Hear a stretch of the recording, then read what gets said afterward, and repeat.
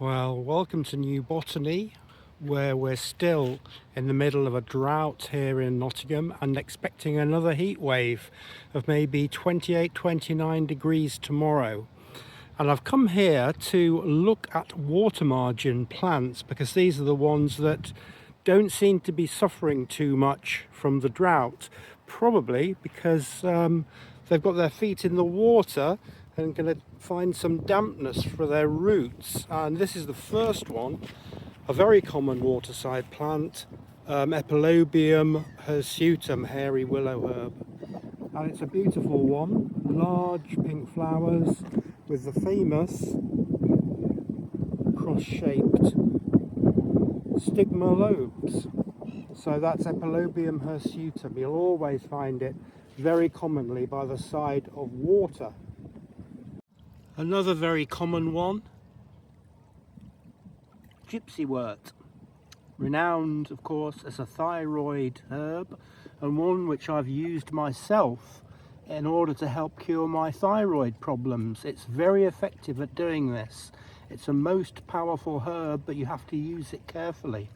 That's Gypsywort.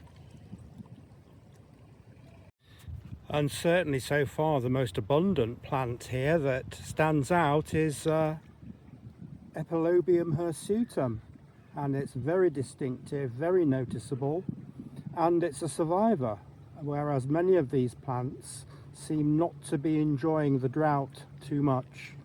And a climber that's really common here is Calistegia, or hedge bindweed, and it seems to be surviving here by growing up next to the hairy willow herb. Flowers are enormous, quite different in coloration from field bindweed, of course. And I'm not sure whether this is bistort or persicaria. It's a really nice, attractive plant. I'll get the flowers close up. The flowers are opening. And just behind there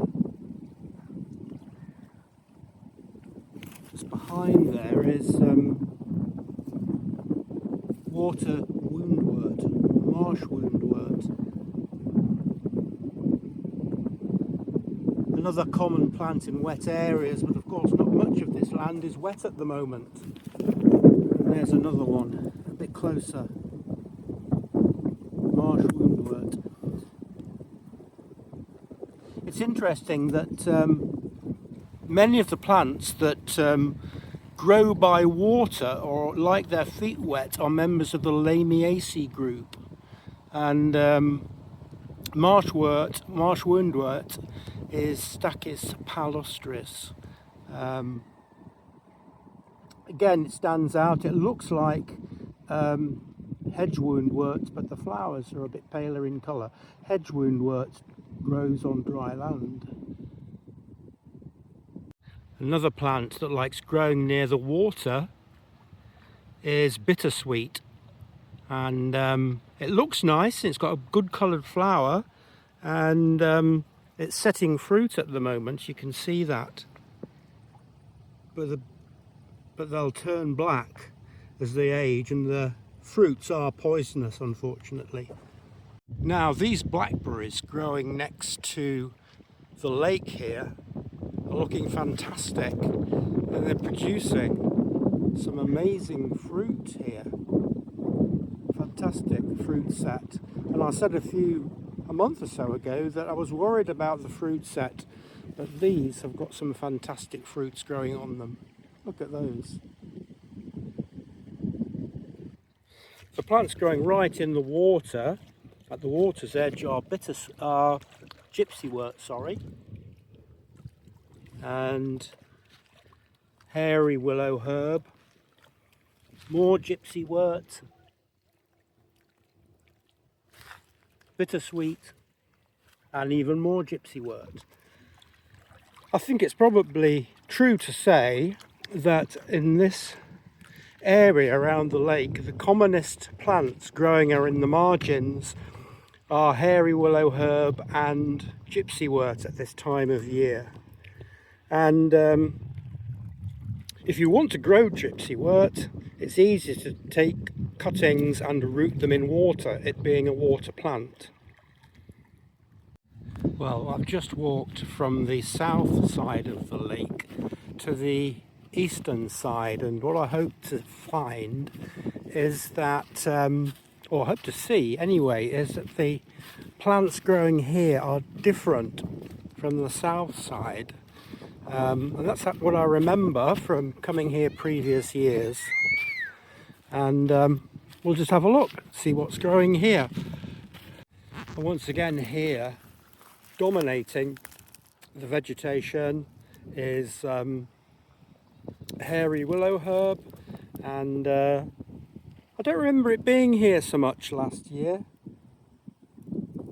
but it does spread like wildfire because of its hairy seeds, which it releases in very large numbers. And these flowers are very dramatically colourful at this time. This is probably the best time of year to find hairy willow herbs. And they're wonderful, if invasive. And they're certainly invasive in America. The Americans don't like them. But in some parts of the world, like the Far East, these plants are protected because they're endangered. Strange, isn't it? On the west side here there is plenty of gypsywort growing, though it doesn't seem as abundant as on the north side of the lake. Sorry, it's on the north side. I've got all these areas mixed up. Where we were was the north, this is the west, and there are differences between the flora.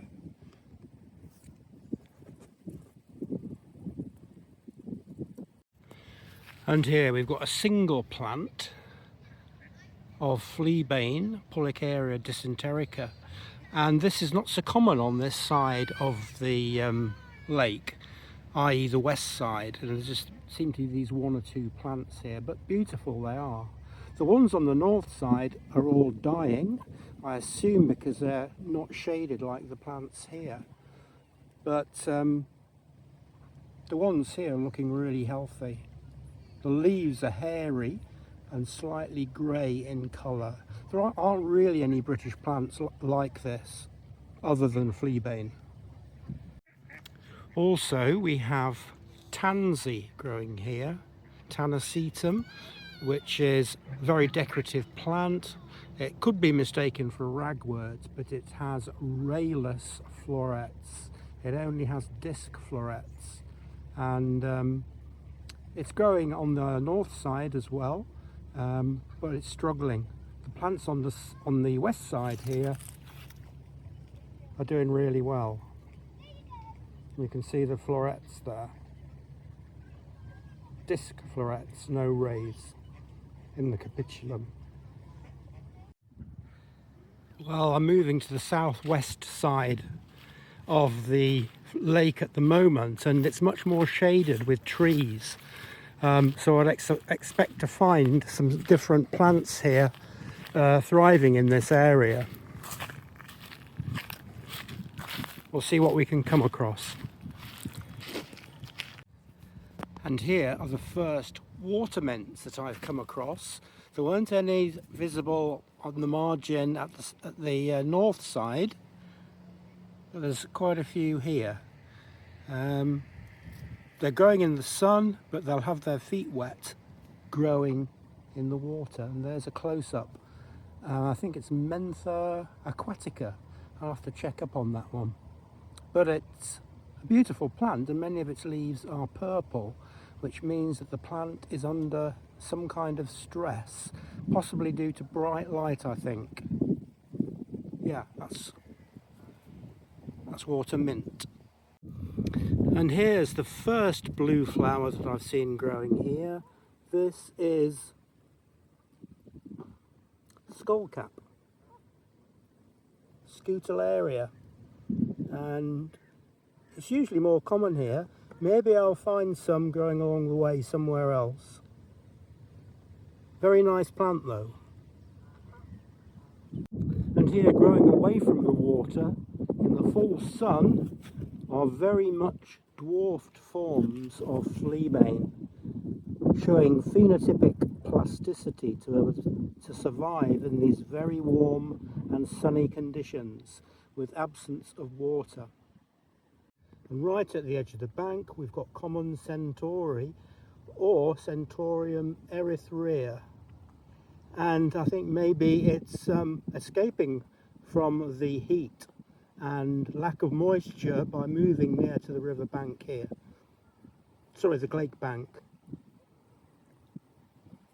These water parsnips are growing by the edge of the bank, and again they've been dwarfed because they've not actually got their feet in the water.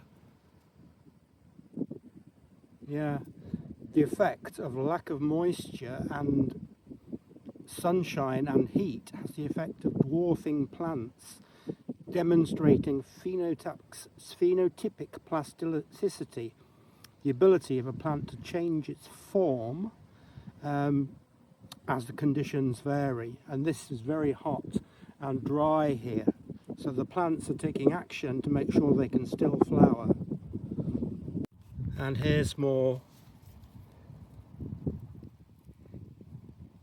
Scutellaria skullcap. Very nice. Beautiful plant. It's almost gone over now, but it doesn't grow on the other areas around the lake for some reason. And here we've got, what's this? I'm not sure, I'll have to check on that and tell you. A water figwort, that's it. My memory is failing at the moment, probably due to the heat. I need a drink of water. That's mugwort. Sorry. These water parsnips are growing by the edge of the bank, and again they've been dwarfed because they've not actually got their feet in the water. Yeah, the effect of lack of moisture and sunshine and heat has the effect of dwarfing plants, demonstrating phenotypic plasticity, the ability of a plant to change its form as the conditions vary. And this is very hot and dry here, so the plants are taking action to make sure they can still flower. And try and get the flower for you.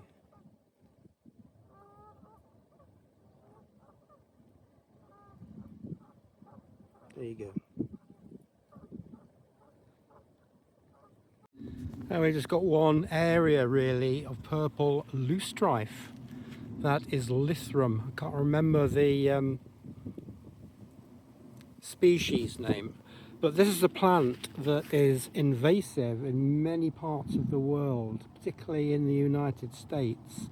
Here it behaves itself. It doesn't go into towns, it doesn't invade meadows or other habitats. It stays where it's wet in this country. Keeps its feet wet. It has to.